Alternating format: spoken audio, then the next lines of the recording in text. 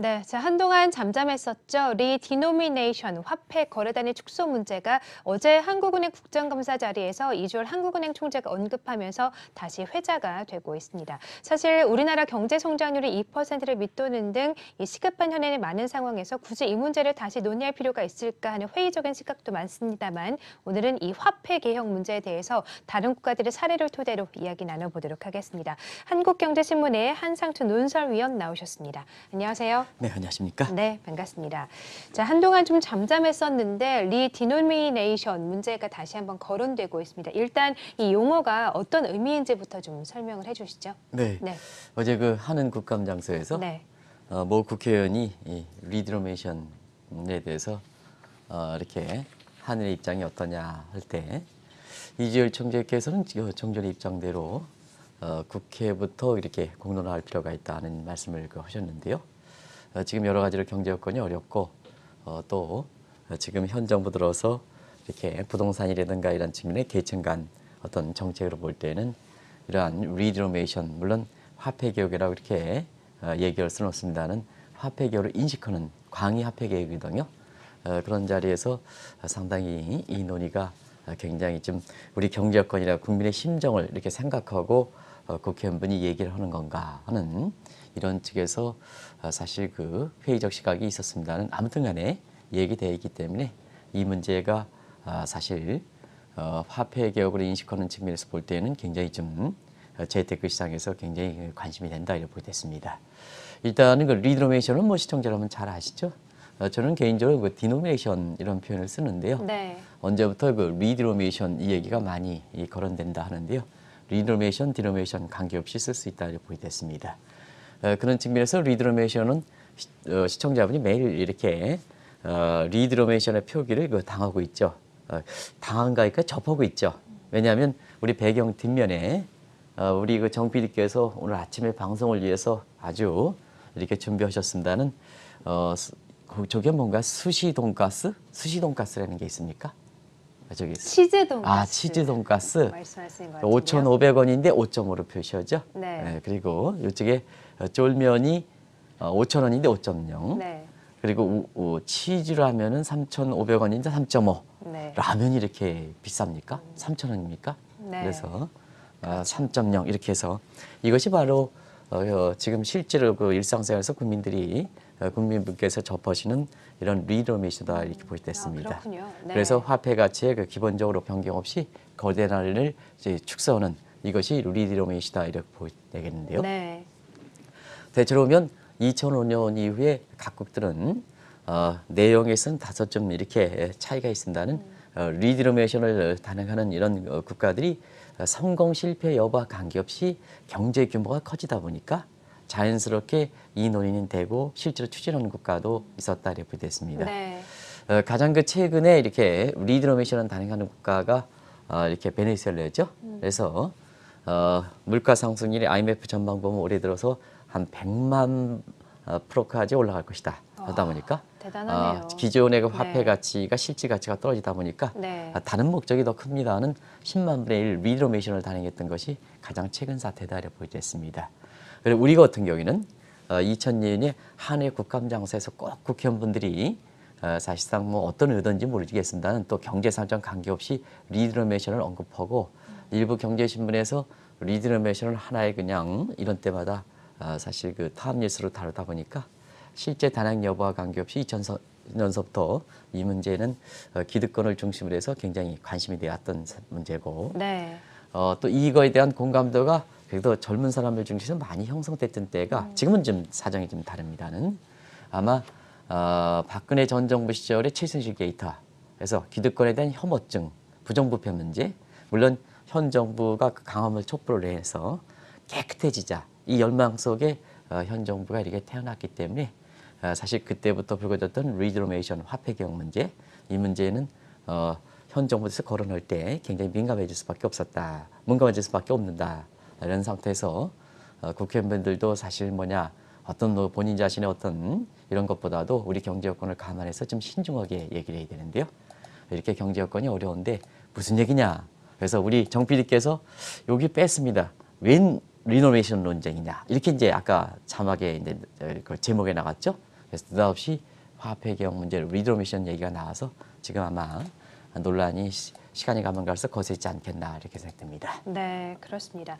말씀을 해주신 것처럼 이 특정 국가에서 리디노미네이션을 단행한 경우가 많은데 이 개혁을 단행할 경우에 장점과 단점 어떤 것들이 있을까요? 네, 나름대로 충분히 리드로메이션, 그 단골 메뉴처럼 네. 국정감사에 등장하는 것은 우리 여건으로 볼 때에는 리드로메이션을 단행할 수 있는 그런 어떤 장점 같은 거, 네. 유리한 점도 많기 때문에 그렇겠죠. 그렇습니다. 네. 그런 측면에서 시청자 여러분, 이런 문제가 사실 논란이 되니까 장단점을 해서 시청자분들이 한번 그렇게 언급하는 국회의원과 달리 시청자분이 한번 판단해 보시기 바랍니다. 그래서 정비께서 리디로메이션을 단행했을 때 장점, 이점, 그다음에 단점 이런 것을 시청자 여러분한테 명확하게 좀 상세하게 이렇게 보여드리겠는데요. 아무래도 이제 배경 뒷면에 처음으로 이렇게 비춰준 것은 뭐 7,000원 하는 것보다 7.0 하는 게 편리하겠죠. 그래서 거리의 편의를 제공한다든가.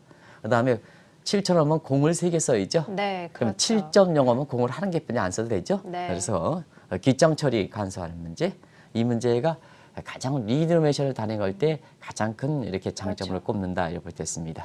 그리고 경제적 측면에서는 반드시 명확한 효과는 아닙니다는 인플레 기대 심리를 억제한다든가. 그래서 베네수엘라의 10만 브레일로 리드로메이션을 단행한다는 것은 물가 상승률이 100만 % 정도 되니까 기존의 그 리드로메이션을 단행하지 않았을 때는 화폐 가치가 종이 조각된다. 이러면 어떻게 될까? 화폐 실질 가치를 극복하기 위해서는 결국 리드로메이션을 단행하지 않겠느냐.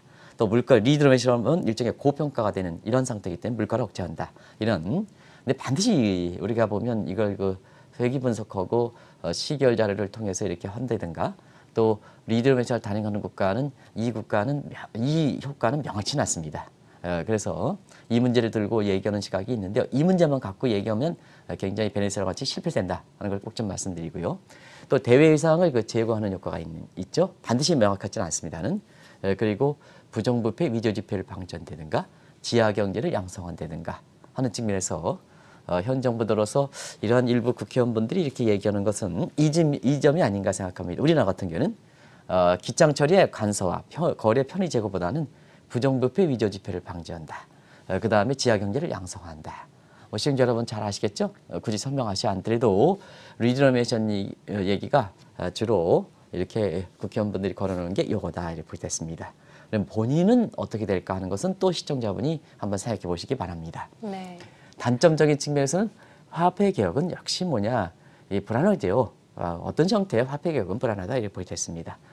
경제 주체들의 심리를 상당히 불안하게 한다는 걸 말씀드리고 부동산 투기를 이거 심화시키는 문제가 있습니다. 그리고 무엇보다도 화폐가 신권을 발행해야 되기 때문에 화폐 주저 비용, 그다음에 각종 또 국권을 신권으로 교환해야 되기 때문에 그만큼 인력 투입 많이 하고 ATM 시스템 들어가고 뭐기 때문에 굉장히 교환 비용이 많이 증가한다 이렇게 보게 됐습니다. 그래서 어쨌든 장점과 단점이 있는데요. 네. 이게 만만치 않다. 국가마다 일률적으로 나타나는 게 아니라 국가마다 다르다. 제가 사실 2010년 이후에 화폐 개혁을 단행한 국가들의 이렇게 성공 사례, 실패 사례를 비춰보면서 반드시 뭐냐, 리드로메이션이 장점만 있는 것은 아니다. 네. 그리고 장점도 각국에 처해 있는 경제 여건에 따라서 장점도 상시적으로 이론적으로 인과관계가 명확한 장점은 아니다. 단점도 마찬가지다 이렇게 보시면 되겠습니다. 네. 그래서 중요한 것은 장단점이 명확하지 않은 점을 감안해 볼 때 국민의 그 신용화폐 사이에서 보면 국민의 태도가 국민들이 어떻게 인식하느냐가 가장 중요하다. 국민의 인식에 따라서 이 장단점도 이렇게 교과서에 나오는 장단점도 상당히 다르게 나온다는 걸 꼭 좀 말씀드리겠습니다. 네. 자, 이렇게 장단점이 따로 있다고 말씀해 주셨는데 우리나라에서 이렇게 특히 좀 잊을만 하면 이 논의가 계속해서 이어지는 이유 특별한 좀 요인이 있을 것 같거든요. 어떻게 보십니까? 네, 부정부패가 심화되든가 이런 네. 이런 측면이 있습니다는 오늘 이 방송은 경제에 이제 초점을 맞춰서 이제 말씀드리겠는데요. 우리 같은 경우는 이제 이주열 총재께서는 이렇게 금리 위기의 대불균형이 심해졌다 하는 측면에서 미국과의 금리 역전 문제라든가 그다음에 우리나라 같은 경우에는 시중 부동산 자금이 많은 것보다는 사실 일부 강남지역의 부동산 가격이 많이 올라갔다든가 지방과의 불균형 문제라든가 이런 문제를 이제 꼽고 있습니다는 사실 실질적으로 이렇게 불균형 문제 얘기할 때는 뭐든지 그렇거든요. 소프트웨어, 하드웨어 이 측면에서 봐야 되지 않냐 생각합니다. 하드웨어와 소프트웨어 간에 사람에 있어서도 몸체에 맞게끔 지능이 따라줘야 되거든요. 그런 측면에서 보면 경제적 측면에서는 요 몸체에 해당되는 부분이 하드웨어고 소프트웨어적인 측면이 투명성, 경제에선 지능이 투명성, 반대로 얘기하면 부정부패다 이렇게 보게 됐습니다. 그런 측면에서 한국은 어떨까 하는 측면에서 보면 한국의 하드웨어, 우영상 몸체는 크게 네 가지로 분류합니다. 수출 규모, 광의적으로 보면 무역 규모, 수입까지 포함해서. 근데 지금 대외 경우는 수출 규모로 따진다 이렇게 됐습니다. GDP 규모, 그리고 시가총액. 시청자는 아시겠죠? 외환보유 네 가지 따진다. 그러면 우리 같은 경우에는 GDP 규모 세계 11위, 시가총액 세계 8위, 7위. 지금 조금 떨어져서 한 9위 정도까지 떨어졌을 겁니다. 최근에 주가가 많이 떨어졌기 때문에 이렇게 해서 한 9위, 그래도 10위권 들어가거든요. 그리고 수출 규모로 이렇게 볼 때는 세계 8위 정도. 그 다음에 외환보고 칠 때도 세계 한 8위, 9위 정도. 네. 이렇게 이제 보기 때문에 전부 세계 230개국 중에서 한 10위에 들어가는 이런 아주 선진국에 속해 있거든요. 근데 이제 소프트웨어 측면에서는 부정부패 얘기하는데요. 부정부패는 올해 독일의 그 국제투명성기가 가장 공신력 있는 부패도 지수를 보면 조사 대상 180개국 중에서 51위.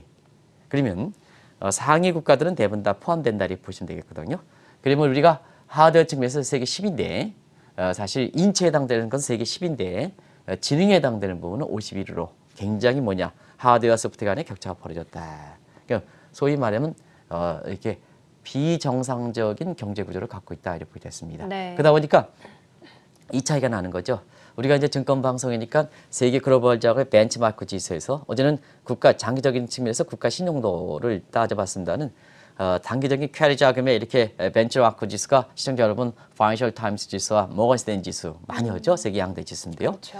이 파이낸셜 타임스 지수 같은 경우에는 사실 하드웨어를 이렇게 중시해서 이렇게 평가하고요. 미국의 그 모건 스탠리 지수 같은 경우는 소프트웨어를 중시하거든요. 그런 측면에서는 하드웨어 측면에서 세계 10위니까 하드웨어를 중시하는 파이낸셜 타임스 지수 같은 경우에는 우리가 2009년서부터 선진국에 들어가 있죠. 그러나 모건 스탠리 지수 같은 경우에는 2009년부터 선진국의 예비 명단 들어갔습니다는 사실 박근혜 정부 때 70개 있다 부정부패 이렇게 증폭되는 과정에서 우리가 선진국의 예비 명단까지 탈락되는 그래서 신흥국으로 들어갔죠. 이런 사태가 발생하는 거거든요. 그래서 경제적 측면에서는 이러한 사실 그 리드로메이션 문제에서는 하드웨어 소프트웨어 간의 불균형이 굉장히 심하다 보니까 이걸 그 시정하기 위해서 부작용을 시정하기 위해서 리드로메이션 얘기를 이렇게 필요성을 그 제기한다 이렇게 보게 됐습니다. 네, 그렇습니다. 말씀해 주신 것처럼 우리나라는 하드웨어 그리고 소프트웨어가 좀 다른 차별화 현상이 나타나고 있는데 만약 그렇게 좀 다르게 나타난다면 어떤 부작용이 좀 뒤따를까요? 두 가지 측면이죠. 네. 요즘 그 증시를 볼 때는 변동성이 심하다 이런 얘기 많이 하죠. 맞습니다. 네. 바로 그 변동성이 주가에서 등락이다 이렇게 그렇죠. 보겠습니다. 네. 근데 두 가지 측면은 뭐냐면 우리 관계 자체적에서 이렇게 그 하드웨어 측면과 소프트웨어 불균형이 심화됨에 따라서 이렇게 변동성이 심해지는 측면.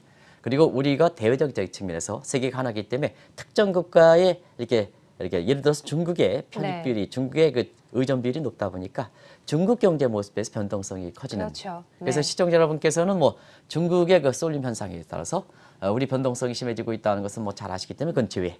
그러면 우리가 하드웨어 측면, 소프트웨어 측면에서 불균형이 심화에 따라서 변동성이 심해지는 측면을 어떤 형태로 나타날까 하는 것을 좀 보겠습니다.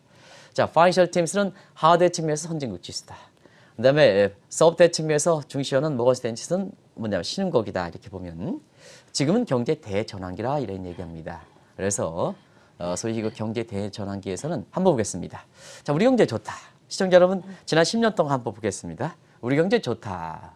또 증시가 좀 좋게 평가한다면 이때에는 한국이 선진국으로 의제된다는 얘기입니다. 그러니까 우리 경제가 좋고 증시가 좋을 때는 선진국으로 이렇게 대우받다 보니까 네. 외국 자본이 과다하게 유입된다. 그러니까 주가는 경제 여건에 비해서 선진국 대우를 받으니까 과다하게 올라간다 이렇게 보게 됐습니다. 과다하게 올라가서 뭐냐 올해 연초에 이렇게 지난해 같은 경우는 이런 현상을 생각하지 않고 네. 외국 자본이 들어서 주가가 많이 올라가다 보니까 예. 경제 여건에 관시 우리 증시가 과대평가되는 측면이 있거든요. 그러다 보니까 그런 것을 반영해서 올해도 뭐냐 올해도 유포리아 현상 이런 점 때문에 사실 작년에 우리가 보면 한국경제신문에서 대책 이렇게 세미나를 했었거든요.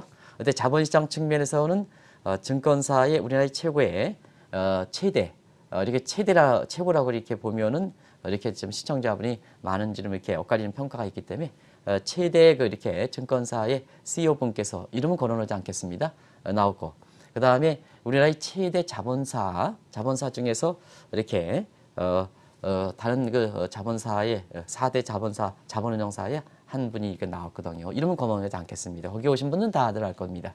근데 증권사에 이렇게 나오신 분은 올해 사실 그 증권시장이 상당히 좀 이렇게 신중을 이게 보편적이다. 예를 들어서 굉장히 좀 어둡게 보인다. 좀 비관적으로 이렇게 얘기했고, 자산운용사에 나온 분은 올해도 뭐냐 증시가 아주 무척 많이 간다. 대상성 얘기했거든요.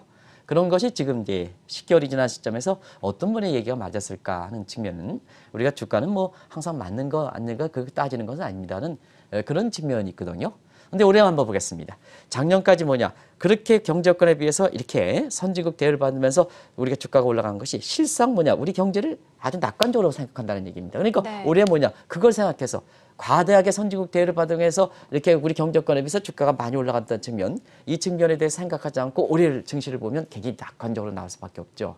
근데 올해 한번 보겠습니다. 이제 증시가 고개를 숙이죠. 고개를 숙이면 이제는 선진국에서 신흥국 대우를 받는다는 얘기입니다. 그러면 그만큼 외자 이탈이 좀 빠르게 되는 거죠. 이달 들어서 뭐냐 외자 이탈이 거의 한 3조 원 정도 되지 않습니까? 그래서 이게 우리가 하드웨어 소프트웨어 측면에서 어떤 건 선진국 대우 받고 어떤 건 신흥국 대우를 받으니까 여건이 될 때는 선진국 받아서 더 쏠리게 된다. 자, 그러면 주가가 더 많이 올라가겠죠. 그러면 이제 나쁠 때는 신흥국 대우를 받는다. 거꾸로 선진국 대우를 받으면 변동성이 좀 줄어들겠습니다는 신흥국으로 갑자기 떨어지다 보니까 외국인 이탈이 좀 많이 되면서 주가가 떨어진다. 그래서 변동성이 굉장히 많이 변동성이 확대된다. 네. 여기에 중국에 대해서 쏠림 그렇죠. 현상 때문에 더 변동성이 증폭되는 네. 그런 문제가 되거든요. 그래서 요 용어를 금융 변수의 변동성, 주가의 변동성이다. 그리고 경기 순행성이다 하는 표현이 이제 이렇게 하는데 요 경기 순행성은 시청자 여러분 이제 이렇게 시청자분의 그 바이올이 된 것처럼 좋을 때가 있고 나쁠 때가 있고 바이덤 이것을 한 나라 경제에서 비즈니스 사이클 경기의 순환이라 하는데요. 자, 경기의 순응성은 뭐냐? 자, 경기가 좋을 때는 더 올라간다는 얘기입니다. 왜? 선진국 대우를 받으니까 더 올라간다. 더 올라간다. 그리고 떨어질 때는 신흥국 대우를 받으니까 경기가 더 떨어진다. 더 떨어진다. 그래서 경기의 진폭이 경기에서는 주기가 있고 진폭이 있습니다. 진폭이 더 확대되는 이 경기 순응성이라 하는 이런 표현. 프로사이클리스티라 해서 경기 순응성이라는 표현을 쓰는데요. 증시의 변동성이 확대되고 그다음 비즈니스 사이클에서 경기의 변동성이 순응성이 이렇게 좋을 땐 더 좋게 되고 나쁠 땐 더 높으니까 경기의 진폭이 좀 커진다. 그럼 경기 진폭이 커질 때는 경제 주체들이 뭐냐? 자, 경제 계획을 세우거나 기업 경영을 하거나 경제 정책을 운영하거나 할 때 경기의 진폭이 커지다 보니까 사실 계획 잡기가 어렵다. 계획 잡기가 어렵다. 그래서 플랜 A, 플랜 B 이렇게 해서 이런 얘기가 많이 나오는 것도 바로 그런 측면이다. 근데 플랜 A, 플랜 B 해서 이게 뭐 보기에는 좋습니다는 일단 이런 얘기죠. 한국 증시가 낙관적으로 가면 주식에 투자하세요. 한국 경제가 나쁜 쪽으로 가면 이렇게 주식 투자하지 마세요. 플랜 A, 플랜 B 이렇게 하면 보기는 좋습니다. 페이퍼. 우리 같은 경우 한국은행이라든가 대우경제에서 이렇게 페이퍼 쓸 때 참 모양새는 좋거든요. 그러면 플랜 A를 가려는 거냐, 플랜 B를 가는 거냐 이렇게 얘기한다면 거기에 대해서는 답이 없거든요. 그러면 뭐냐 더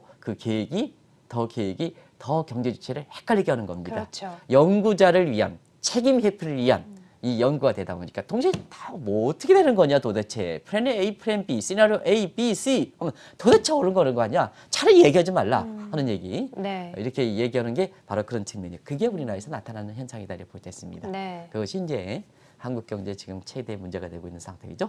그런 측면을 보시면 되겠다 이렇게 볼 때 있습니다. 네, 그렇습니다. 자, 그래도 사실 지금 이렇게 리디노미네이션 필요성이 언급을 되는 게 좀 좋게 생각을 해보자면 선진국 지위에 맞게 좀 부패도 척결하고 화폐 거래 단위도 좀 변경을 해서 좀 잘 돼보자 이런 긍정적으로 좀 해석이 될 수 있지 않을까요? 네, 네. 사실은 그렇죠. 네. 이 상황만 감하지 않으면 우리 경제 상황만 감하지 않는다면 지금 말씀하신 대로 리노베이션 얘기 단골 메뉴처럼 하면 네. 그만큼 앞서 말씀드린 장점이 충분히 있기 때문에 그렇죠. 네. 그런데 요 장점도 어제 그 말씀하신 국회의원분들도 꼭 있잖아요. 제가 말씀드리겠습니다. 그 장점도 항상 나타나는 게 아니다.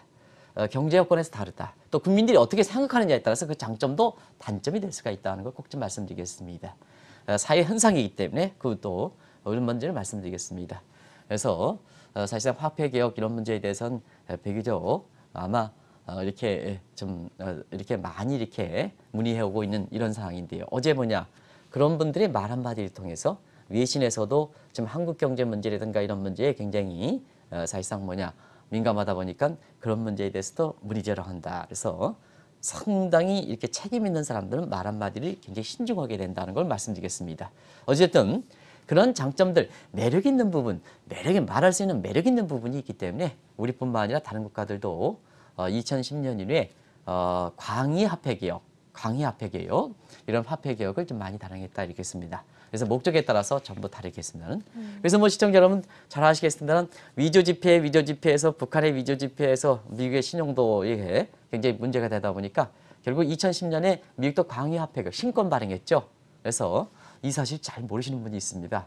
그래서 20달러, 50달러, 100달러를 액면 건정은 유지하는 상태에서 100달러 같은 경우는 미국의 그 거래량이 한 80%를 차지하는 100달러 같은 경우는 이렇게 시청자 여러분 2008년에는 미국의 100달러가 뒤쪽 부분이 전부 뭐냐 푸른색이다 해서 그린백이라는 표현을 썼죠. 많이 들어보셨을 겁니다. 네, 들어봤습니다. 근데 지금의 신권 문제에 있어서는 그린백이라고 쓰지는 않습니다. 왜냐 아름다운 화폐가 됐습니다. 빨간색이 많이 들어갔습니다. 네. 위조지폐 방지 기술을. 예. 그리고 2000년 일본도 단행했죠. 만행, 5천행, 이렇게 천행 신권을 단행했고, 네. 그다음에 2010년 중국도, 2020년 인도네시아도 다 이렇게 인터넷에 한번 두들겨 보시기 바랍니다. 그리고 화폐 거래단을 축소하는 리드로메이션은 신흥국들이 대부분 추진했다. 그래서 터키, 모잠비크, 짐바브웨, 북한, 인도를 제외한 전부 실패하는 국가들이죠. 올해 들어서는 뭐냐 베네수엘라 단행했죠. 페트로 최초의 원유와 결부된 상품 법정 가상화폐 페트로 네, 발행했죠. 그랬죠. 이것을 리드로메이션과 연계해서 출연했죠. 실패. 이렇게 됐죠. 이런 측면에서 제가 간단히 시간 관계에서 이렇게 정리해 드렸습니다는 네. 2010년 광의 화폐 개혁은 정치권 중심으로 해서 굉장히 매력 있는 어떤 수단이 된다. 그러나 사실 실패하는 경우가 많다 하는 이 문제를 좀 말씀드리겠습니다. 네, 말씀해 주신 것처럼 뭐 거의 다 실패를 했다고 봐도 좀 무방한 것 같은데 그래도 신권 발행을 통해서 의도했던 목적은 좀 달성을 했을까요? 네, 네. 사실은 각국의 화폐, 광의 화폐 개혁입니다. 네. 여기 리노메이션으로 포함되는 겁니다. 화폐 개혁을 이렇게 단행했을 때 특징은 선진국들은 대부분 다 성공을 했는데요. 선진국들은 대부분 다 기존의 거래 단위를 그대로 유지하는 상태에서 네. 리드로메이션을 단행하지 않은 상태에서 네. 화폐 위조지표 방지라든가 이런 거에서 정치권과 목적이 결부된 정치권의 이유가 결부되지 않는 이런 그 화폐 개혁을 단행해서 대부분 다 성공을 거뒀다 이렇게 됐습니다. 근데 신흥국들은 대부분 다 리드로메이션과 결부되어 있다 하는 것을 말씀드리겠습니다. 근데 이 국가들은 대부분 다 인도를 제역은 실패했다. 그랬군요. 이렇게 보시면 되겠습니다. 그래서 앞서 말씀드린 같이 물가를 앙등하는 문제라든가 부동산 투기하는 문제라든가 경우에 따라서 부정부패도 잡히지 않은 그래서 정치권의 목적을 결부되어 있는 이런 국가들은 대부분 다 실패했다 이렇게 됐습니다. 네. 앞서 이제 비춰줬죠. 그런데 유일하게 인도만 모디 정부가 2010년 급진적인 화폐 개혁을 추진했죠. 그때 당시에는 아마 시청자분이 아마 잘 아실 겁니다. 그래서 인도가 2015년 5월 달에 모디 정부가 들어오면서 모디노믹스 소위 구자라트 성장 모델을 인도 전체에 확장시켰던 구자라트 성장 모델에 대해서 1단계를 성공했는데요. 인도는 사실 뭐냐 카스테이드를 유지하는 관계로 해서 이 고액권 1,000루피, 2,000루피 종전에 겉은 그 고액권을 약 기득권이 90% 이상 갖고 있는 상태거든요. 그럼 기득권은 개혁에 굉장히 저항한다. 변화에 저항한다. 그러다 보니까 인도가 다시 한번 러셀 교수가 얘기했던 세컨드리 테이크업, 제2차 도약을 하기 위해서는 기득권을 무너뜨려야 되거든요. 기득권의 90%를 갖고 있는 이런 국권을 신권으로 사실 3주 주면서 바꾸지 않으면 종이 조각이 된다. 그래서 시청자 여러분들 그때 당시에 마감시였던 11월 30일 날 자정을 기해서 종이 조각이 되니까 쫙 해서 건물에서 그냥 기득권들이 뭐냐 이렇게 화폐 개혁에 저항하는 상태에서 싹 종이 조각을 뿌렸던 이런 시각을 아마 기억하실 거로 생각하는데요.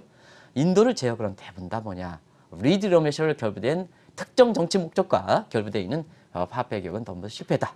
그것도 실패도 굉장히 베네수엘라 것처럼 이렇게 경제 파탄이 있는가 하면 나머지 국가들도 또 북한도 그때 당시에 리드로메이션 화폐 개혁을 했던 사람들 뭐 박무식계 뭐 이런 사람들 전부 숙청당하는 이런 물론 이제 김정은이 아니라 김정일 시대죠. 이런 시대 때 이런에서 실패 사례도 등장했다고 볼 수 있습니다. 네. 자, 그러면 인도를 제외하고 다른 신흥국들은 어떤 이유로 이렇게 좀 실패로 끝난 것일까요? 네, 화폐는 가장 네. 보편적입니다. 네.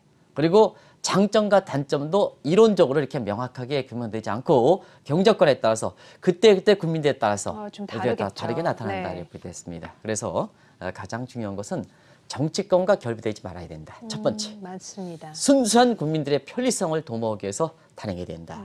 그래서 리드노메이션은 국회의원분들이 얘기할 성질의 것은 아니다 하는 걸 꼭 좀 말씀드리겠습니다. 어제 이렇게 한국은행에서도 각 국정감사에서 그런 얘기를 이렇게 했습니다는 이주열 정책께서도 국민들의 공감대가 형성이 절대적으로 중요합니다는 말씀을 드렸었는데요. 아마 상당 부분은 그런 대목에서 이주열 정책께서 연임됐습니다는 그 전서부터 이 리드노메이션 문제는 이전 정부에서도 계속해서 연임 때부터 하다 보니까 정제의 입장을 고수하고 있는데요. 그런 문제가 그렇다 이렇게 보였습니다. 그래서 사실상 국가 경제에서 보면 기득권에 이게 보수와 진보는 관계없습니다. 그래서 항상 정권이 바뀔 때도 기득권이 생겨나는 거죠. 이렇게 이런 그 기득권에 또 이렇게 사회적으로 보면 그동안 뭐 이게 적당할지 모르겠습니다는 받는 편이 모르겠으면 경제 효율이 이렇게 높은 계층들 이런 분들이 아무래도 재산 축적이 되는 부분도 있는 부분이 반드시 그렇지는 않습니다. 또 이게 이렇게 또 부정적 시각을 갖고 있는 사람이 있겠습니다는 네. 또 이제 부의 대물림하는 상태에서 대체로 보면 경제 주도했던 사람들이 이 화폐 개혁에 대해서 굉장히 실패를 부정적 시각을 갖고 있거든요. 네. 그렇기 때문에 국민의 중하계층들 이렇게 보면 이렇게 리드노메이션이 아주 매력적인 수단이고 또 중하계층들이 표심이 1인 1표지에서 보면 그 사람한테 표심을 얻고 이렇게 여러 가지 하는 국회의원분들이 매력적인 수단이 될 수가 있습니다는 그러나 자칫 잘못하면 굉장히 큰 실패로 나올 수 있다 이렇게 보겠습니다. 네. 그래서 뭐든지 과거의 실패 사례를 제가 오늘 시간 관계상 다 보여주지 못하고 왜 실패 원인이냐를 상세하게 비춰주는 것이 좋습니다는 사실상 이렇게 짧은 순간에 얘기했을 때 하나의 공감대는 일단은 리드노메이션의 필요성을 인정한다 하더라도 국민의 경제 안정이 절대적으로 필요하다. 주도는 국회의원들이 하는 게 아니라 국민이 사실 주도를 해야 된다. 국민의 공감대, 컨센서스가 중요하다. 무엇보다도 화폐과 같은 이런 문제는 사적 이익 목적이 아니라 프로퍼블리커 정신, 공공선이 바탕이 돼야 된다 이렇게 보여졌습니다. 네. 그리고 상황 논리에 밀려서 추진하면 대부분 다 실패한다. 그만큼 화폐 개혁이 실패하면 엄청난 후폭풍이 돈다 하는 것을 꼭 좀 말씀드리겠습니다. 네. 자, 그러면 앞으로 우리 정부 또 우리 국민들은 이 리디노미네이션 문제가 거론될 때 어떻게 좀 대처를 하면 좋을지 해결책도 함께 좀 말씀을 부탁드릴게요. 네, 사실상 충분히 이게 2000년서부터 하는 국정감사마다 사실 이게 논의됐다는 것은 네. 우리 나름대로의 필요성은 있죠. 필요성에서 간단히 지금까지 말씀드렸던 그런 거죠. 네. 그래서 우리나라 같은 경우는 60년대 초반에 화폐 개혁을 추진한 이후로 그냥 거래 단위가 그대로 유지하다 보니까 경쟁이 막 커져. 지금 회계 단위 경까지가 그렇죠. 뭐 공수가 쫙 해서 이렇게 노트에 한 줄짜리로 다 못 튼다는 거 아니겠습니까? 네. 그러면 이제 실제로 국민들 입장에서 보면 우리 정피디께서 보여주시고 있습니다. 이렇게 리드노메이션 같은 비슷한 이런 행위를 이렇게 행위를 좀 하고 계시니까 이 문제에 있어서는 부정부패 척결 문제, 위지부패 방지 문제 이런 문제가 있으다 보니까 충분히 매력적이다 하는데요. 가장 주도한 것은 경제가 안정될 때 그래야 된다. 그리고 국민들이 심리적으로 굉장히 안정될 때 이래야 된다 하는 것을 말씀드리고요. 네. 이게 무슨 하늘의 국감장소에서 지금처럼 경제 성장이 2% 떨어지고 그다음에 여러 가지로 혼란한 상태다 이렇게 하는데요.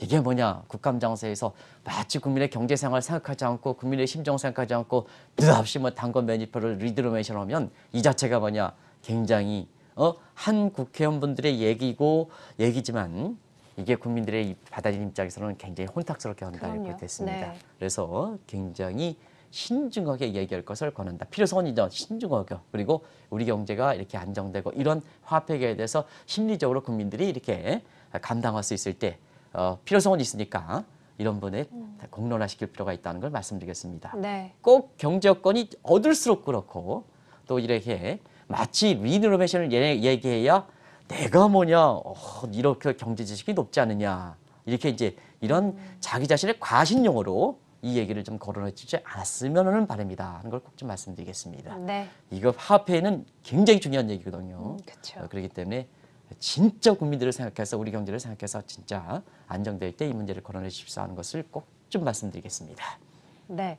자, 오늘은요, 리디노미네이션 화폐 거래단의 축소 문제가 다시 한번 좀 불거지고 있는데 이 문제에 대해서 이야기를 해보면서 우리 경제에 미치는 영향 그리고 대응책까지 이야기를 나눠봤습니다. 한국경제신문의 한상철 논설위원과 함께했습니다. 고맙습니다. 네, 고맙습니다.